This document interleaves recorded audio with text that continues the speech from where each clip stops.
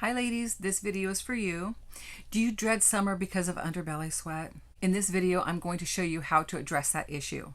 It's not expensive, it's not difficult. In fact, if you do any sewing at all, you may have everything you need on hand. If you like the video, consider subscribing, give it a thumbs up, or even a comment. If you'd like to support this channel, go ahead and hit the thank you button and you can contribute there. Thanks.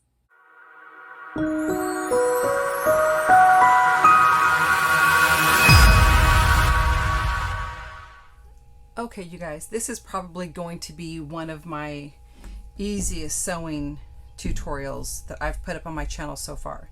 So this is the panel I'm using. This is the pair of underwear.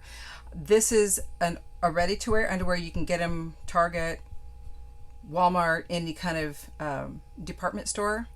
And this is the panel that's going in it. Now, just like in my last video, I talked to you about money saving ideas by grabbing a shirt.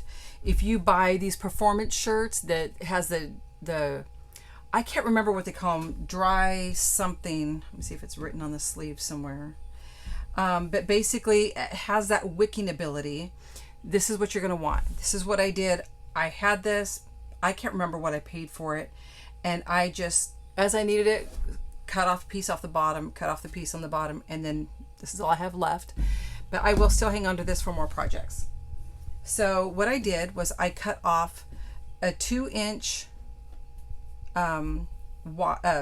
deep panel. And you can make this panel, you can cut it right from seam to seam. Mine's a little shorter. So I'm going to fold this in half and I'm going to sew this in here and I'll show you what it looks like. So let me get the machine and I'll show you step by step. Okay, so I have them pinned.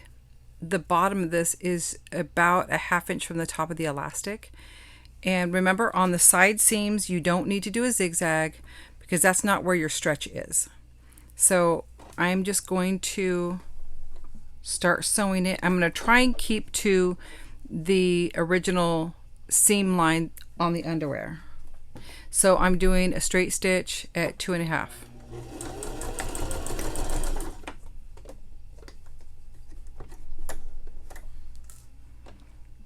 Make sure the panel is aligned with the edge.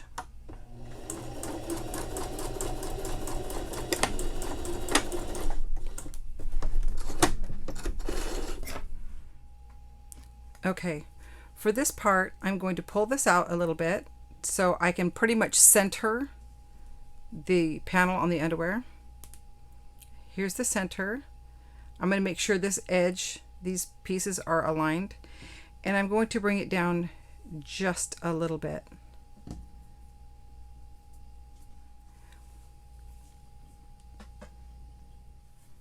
Okay, now this is where you need your zigzag stitch because you want the fabric to be able to stretch the width of the underwear.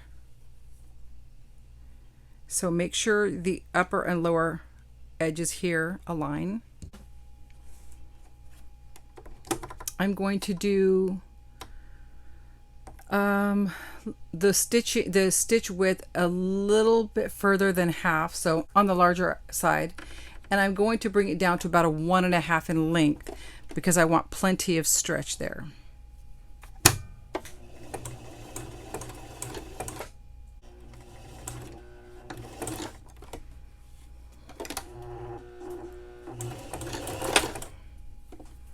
Okay, here you can see that the underwear is wider than the panel, so we're going to stretch the panel just until it is wide as the underwear, but don't stretch the underwear.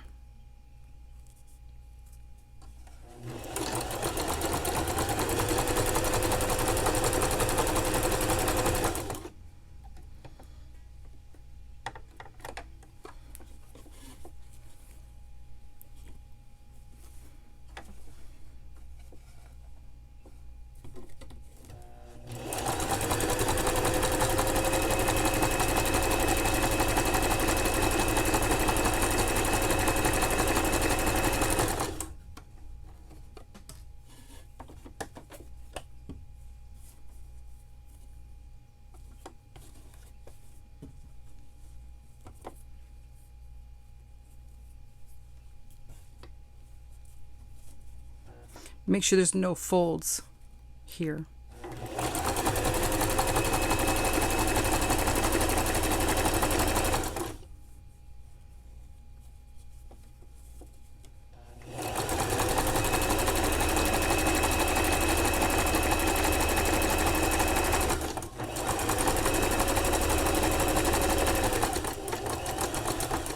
Take it all the way down to the side seam. You want it to be anchored there. All right, this is what the finished product looks like from the outside. Now you can work on it yourself with yours to even out the gathers or whatever. You can choose whatever fabric you want. You can use cotton or you can use this wicking fabric. But the larger your underwear, or the larger the panel should be. And what's most important about this is don't use a single layer, because some knits, when you stretch them like this, you stretch them and they start rolling. So if you have a piece of fabric and you stretch it when you put it on, it's going to start rolling. But if you have it folded, it's not going to roll down on you, and you're creating a channel where you have a double barrier between skin, your belly, and your body. So I think that will help with the airflow. If you guys like this video, give it a thumbs up.